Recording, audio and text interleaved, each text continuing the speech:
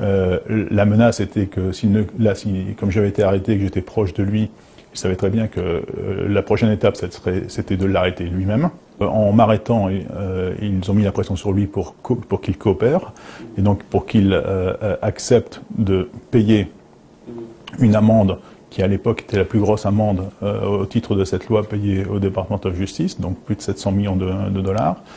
Et ils ont mis la pression sur lui aussi pour qu'il vende 70% de l'entreprise au grand concurrent américain d'Alstom, qui était General Electric. 出狱后，皮耶鲁奇认识到，他的这段经历应该让更多人知道，其中的内幕有助于企业管理者、员工和政治家们更清醒地意识到问题的严重性。 L'essence du piège américain, c'est d'expliquer comment, depuis 20 ans, les États-Unis utilisent le droit comme arme de guerre économique. Et cela au travers de différentes lois qu'ils appliquent de manière extraterritoriale afin de régir les flux commerciaux dans le monde, afin de régir le commerce dans le monde. Donc, dans le cas d'Alstom, ils ont appliqué une loi qui est le Foreign Corrupt Practice Act.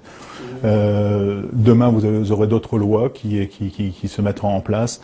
Donc, en fait, depuis la fin de la guerre froide, les agences de renseignement américaines se sont concentrées sur le renseignement économique et ont bâti, avec le Department of Justice et les autres organismes de l'État américain, toute une stratégie utilisant le droit comme arme de guerre économique.